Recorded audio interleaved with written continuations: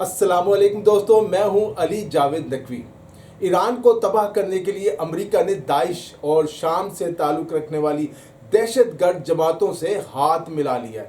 اس وقت مختلف علاقوں میں ہزاروں دہشت گردوں کو تربیت اور اسلحہ فراہم کیا جا رہا ہے جو ایران کے خلاف ایک نئی جنگ شروع کریں گے۔ اس پر ویڈیو کے آخر میں بات کریں گے۔ پہلے بات کرتے ہیں امریکہ ایران امن معاہدے کے حوالے سے۔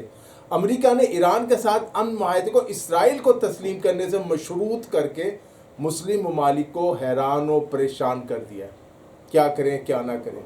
یہی نہیں، صدر ٹرمپ نے اسرائیل کو تسلیم کرنے کے لیے لالچ اور دھمکی دونوں لفظوں کا استعمال کیا۔ اس مطالبے نے ثابت کر دیا کہ امریکہ پر اصل کنٹرول یہودی لابی کا ہے جو اسرائیلی مفادات کا تحفظ کر رہی ہے۔ دیکھا جائے تو اس جنگ میں سب سے زیادہ فائدہ اسرائیل کو ہوا ہے۔ ایران اور عرب ممالک کو مسلسل نقصان اٹھانا پڑ رہا ہے۔ ٹرمپ نے فون کانفرنس پر مسلم رہنماؤں سے گفتگو کرتے ہوئے، جس میں فیلڈ مارشل سید عاصم منیر پاکستان کی نمائندگی کر رہے تھے، اچانک یہ مطالبہ کر دیا کہ سعودی عرب، قطر، پاکستان، ترکیہ، مصر اور اردن اجتماعی طور پر ابراہیمی معاہدے میں شامل ہو جائیں تاکہ اسرائیل کے ساتھ تعلقات کو معمول پر لایا جا سکے۔ امریکی میڈیا کے مطابق عرب رہنما صدر ٹرمپ کے مطالبے پر اس قدر حیرت زدہ تھے کہ انہوں نے جواب ہی نہیں دیا اور مکمل طور پر خاموشی اختیار کیے رکھی۔ کسی کو اس کی توقع ہی نہیں تھی۔ صدر ٹرمپ نے بات مکمل کی تو کافی دیر تک خاموشی چھائی رہی۔ اس پر صدر ٹرمپ نے ازراہ مذاق پوچھا کہ کیا یہ رہنما ٹیلی فون کال پر موجود بھی ہیں یا چلے گئے ہیں، لیکن اس بات کا بھی کسی نے جواب نہیں دیا، سب چپ۔ اس صورتحال میں صدر ٹرمپ نے ٹیلی فون کال یہ کہہ کر ختم کر دی کہ اسرائیل سے تعلقات معمول پر لانے کے معاملے پر ان کے نمائندے آئندہ ہفتوں میں رابطے کریں گے۔ امریکہ کی اس شرط نے پاکستان اور سعودی عرب کو ہی نہیں، پوری دنیا کو حیران کر دیا ہے۔ پاکستان اور سعودی عرب کا واضح موقف ہے کہ جب تک ایک آزاد فلسطینی ریاست قائم نہیں ہو جاتی، اسرائیل کو تسلیم نہیں کیا جا سکتا۔ صدر ٹرمپ کا یہ مطالبہ دراصل امن معاہدہ نہیں بلکہ ایک نئی جنگ کی شروعات ہے۔ بعض حلقے کہہ رہے ہیں کہ پاکستان شاید اسرائیل کو تسلیم کرنے کے لیے تیار ہو جائے، لیکن میں نہیں سمجھتا کہ حکومت یہ غلطی کرے گی۔ حالات اتنی سے تیزی سے تبدیل ہو رہے ہیں اور امریکی مطالبات مسلسل بڑھتے جا رہے ہیں۔ کچھ نہیں کہہ سکتے واقعی ایران امریکہ کے درمیان امن معاہدہ ہو جائے گا یا پہلے سے زیادہ خطرناک جنگ شروع ہو جائے گی۔ ایک طرف یہ بات ہو رہی ہے کہ امریکہ اور ایران معاہدے پر رضامند ہو گئے اور دوسری طرف امریکہ نے ایک بار پھر جنوبی ایران پر حملہ کر دیا اور ڈرون لانچنگ تنصیبات، بحری کشتیوں کو نشانہ بنایا، انہیں تباہ کر دیا، جبکہ ایران کا کہنا ہے کہ اس نے امریکہ کے ڈرون اور F-35 جہازوں کو نشانہ بنایا۔ کتنے جہاز تباہ ہوئے ابھی اس کی کنفرم نہیں ہے کوئی اطلاع۔ پاکستان بہت مشکل سے ایران اور امریکہ کو امن معاہدے کے قریب لایا ہے۔ سچی بات تو یہی ہے کہ فیلڈ مارشل سید عاصم منیر کی جگہ کوئی اور ہوتا تو شاید یہ معاہدہ ناممکن تھا۔ فیلڈ مارشل اور ان کی ٹیم نے امریکہ اور ایران دونوں رہنماؤں کی جانب سے کئی بار یہ سنا کہ وہ اپنے مطالبات سے پیچھے نہیں ہٹیں گے۔ ایران کے اندر مختلف خیال لوگ موجود ہیں، آپ جانتے ہیں، جبکہ حتمی فیصلے کی کنجی سپریم لیڈر آیت اللہ مجتبیٰ خامنئی کے پاس ہے۔ امریکی صدر ٹرمپ کس وقت کیا کہتے ہیں خود امریکیوں کو بھی نہیں پتہ۔ فیلڈ مارشل نے ایران میں تمام رہنماؤں سے ملاقات کی، علیحدہ علیحدہ ان کے خیالات اور تحفظات کا جائزہ لیا۔ امریکی صدر ڈونلڈ ٹرمپ اور دوسرے امریکی رہنماؤں کے خیالات بھی معلوم کیے، جس کے بعد فریقین کو قریب لانے کے لیے مسلسل رابطے اور تجاویز کا تبادلہ ہوتا رہا ہے۔ اسے معاہدے کی بجائے مفاہمتی یادداشت کہنا زیادہ مناسب ہے۔ یہ مفاہمتی معاہدے کی بنیاد بن سکتی ہے۔ اختلافات اور مطالبات اتنے زیادہ ہیں دونوں طرف سے کہ یہ سب کوششیں اب بھی خطرے میں پڑ سکتی ہیں۔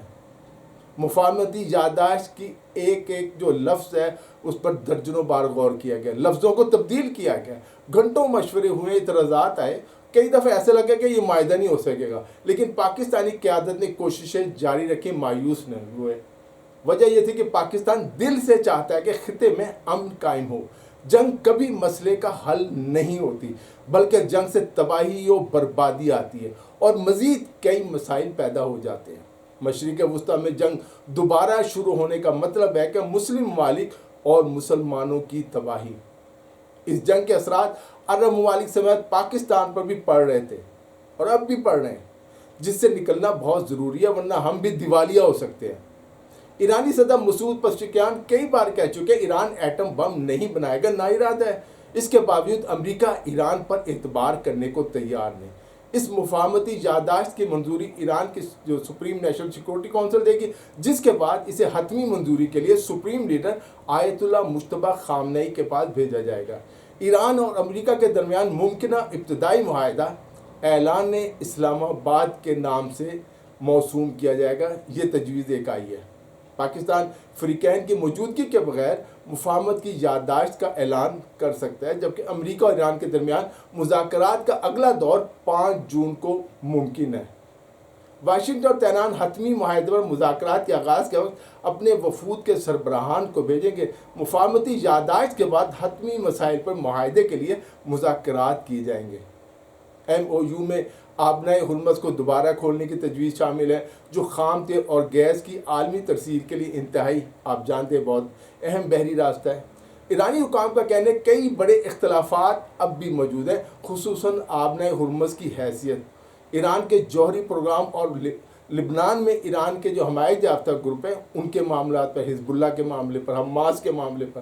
صدر ٹرمپ نے اس معاہدے کو امن سے متعلق مفاہمتی یادداشت قرار دیا، اور ان کے بقول اسرائیلی وزیر اعظم نیتن یاہو بھی مفاہمت سے خوش ہیں۔ وہ تو ہوں گی۔ معاہدے کے تحت آبنائے ہرمز سے گزرنے والے جہازوں پر کوئی فیس عائد نہیں ہوگی، جبکہ ایران کو آزادانہ طور پر تیل فروخت کرنے کی اجازت مل جائے گی۔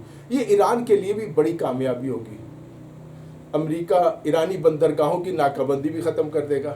معاہدے میں ایران کی جانب سے جوہری ہتھیار نہ بنانے کی یقین دہانی بھی شامل ہے۔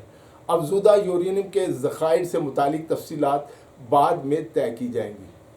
ایرانی نیوز ایجنسی کے مطابق مفاہمتی یادداشت جنگ کے خاتمے کے لیے ایک روڈ میپ فراہم کرتی ہے، جبکہ مذاکرات کے دوران امریکہ ایرانی تیل پر پابندیوں میں نرمی کرے گا۔ آبنائے ہرمز کا انتظام ایران کے پاس رہے گا۔ اس وقت ایران کی اولین ترجیح جنگ کا خاتمہ، مستقبل کے امریکی حملوں کی روک تھام اور لبنان میں جاری کشیدگی جنگ کا خاتمہ ہے۔ تہران اور واشنگٹن کے درمیان سب سے بڑا اختلاف آبنائے ہرمز کے کنٹرول پر ہے۔ مسلم ممالک پر اسرائیل کو تسلیم کرنے کے لیے دباؤ ڈالنے کے معاملے نے امریکہ کے حوالے سے بہت سے تحفظات پیدا کر دیے ہیں۔ ایسا لگ رہا ہے کہ عالمی سیاست ایک ایسے مرحلے میں داخل ہو چکی ہے جہاں صرف جنگی محاذ ہی نہیں بلکہ معیشت، توانائی، سمندری راستے، ٹیکنالوجی، سفارتکاری اور اتحادی نظام بھی طاقت کی کشمکش کا حصہ بن چکے ہیں۔ ایک طرف امریکہ اور اس کے اتحادی ہیں، دوسری طرف روس، چین، ایران اور بعض مسلم ممالک ہیں۔ صدر ٹرمپ نے دھمکیوں کا سلسلہ جاری رکھا تو عرب ممالک چین اور روس سے تعلقات مزید بڑھائیں گے اور امریکہ پر انحصار کم کرتے جائیں گے، جس کا نقصان امریکہ اور اس کے اتحادیوں کو ہوگا۔ اسرائیل کے معاملے پر یورپی یونین بھی تقسیم نظر آ رہی ہے۔ چین کے دورے کے دوران صدر ٹرمپ کی کوشش تھی کہ چین کو ایران کی مدد سے روکا جائے، لیکن وہ اپنے مقصد میں کامیاب نہ ہوئے۔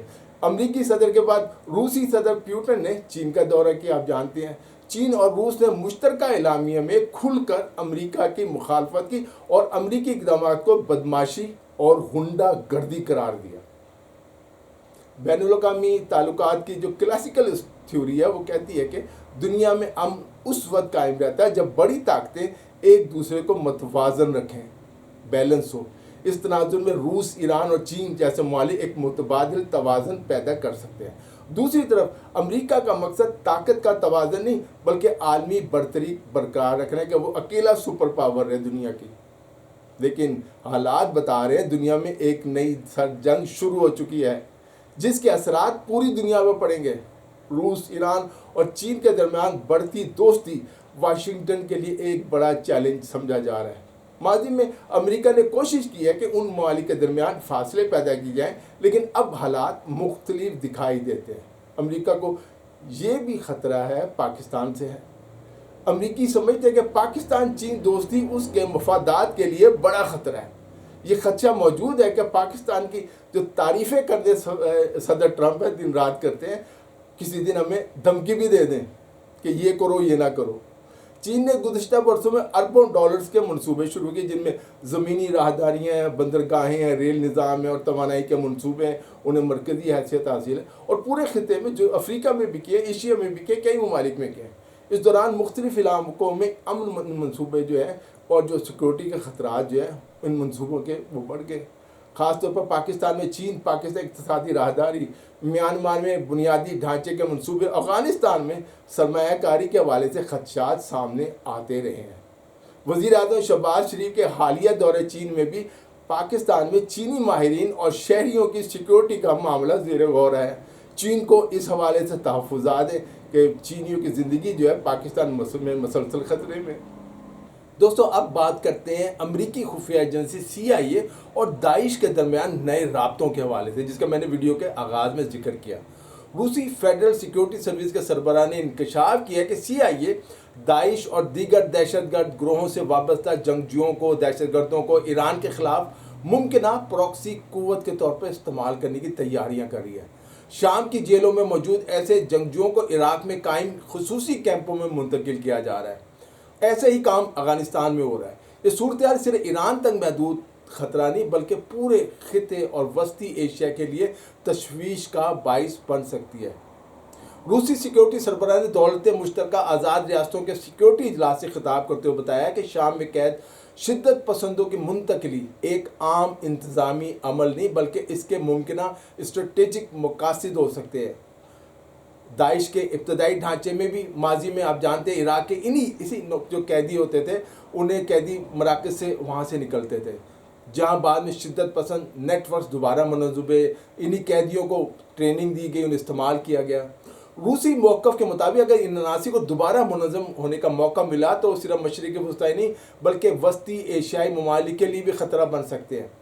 دولت مشترکہ آزاد ریاستیں جو ہیں یعنی CIS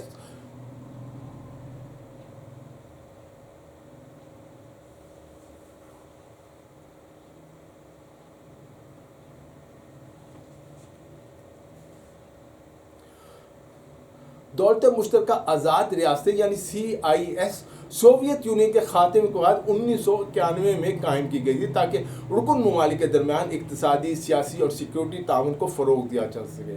اس تنظیم میں اس وقت روس ہے، بیلاروس ہے، قازقستان ہے، کرغزستان ہے، تاجکستان ہے، ازبکستان ہے، آرمینیا ہے، آذربائیجان ہے اور مالدووا شامل ہیں۔ اب بھی وہ سب یہ ممالک اس کے رکن ہیں۔ روسی حکام کا کہنا ہے کہ شام کی جیلوں سے موجود جو بعض جنگجو انہی ممالک سے تعلق رکھتے ہیں جو ماضی میں داعش یا دیگر تنظیموں میں شامل ہوئے اور بعد میں گرفتار ہو گئے۔ اگر یہ عناصر دہشت گرد دوبارہ متحرک ہوئے تو ان کا استعمال صرف ایران یا مشرق وسطیٰ تک محدود نہیں رہے گا بلکہ وہ آبائی ممالک میں بھی، سینٹرل ایشیا میں بھی عدم استحکام پیدا کر سکتے ہیں۔ روسی انٹیلیجنس کے مطابق ایران کے گرد بڑھتی ہوئی کشیدگی پورے اسلامی دنیا کو عدم استحکام کی طرف دھکیل سکتی ہے۔ روسی دعوے جو ہیں وہ درست ہیں یا نہیں اس کی آزادانہ تصدیق ابھی سامنے نہیں آئی، تاہم یہ حقیقت ہے کہ مشرق وسطیٰ میں ماضی میں کئی جنگیں براہ راست تصادم کے جائے پراکسی قوتوں کے ذریعے لڑی گئی۔ اگر سابق شدت پسند دہشت گرد عناصر واقعی دوبارہ کسی نئے محاذ پر استعمال ہوتے ہیں تو اس کے اثرات ایران تک محدود نہیں رہیں گے بلکہ عراق، شام، خلیجی ممالک اور وسطی ایشیا تک پھیل سکتے ہیں۔ آج کا سب سے بڑا سوال یہی ہے کہ کیا دنیا ایک اور پراکسی جنگ کی طرف بڑھ رہی ہے یا سفارت کاری اس بحران کو روک سکے گی؟ یہ پورا خطہ ابھی تک خطرے میں ہے۔ دوستو اس ویڈیو میں اتنا ہی۔ علی جاوید نقوی کو اجازت دیجیے، اپنا خیال رکھیے گا، خدا حافظ۔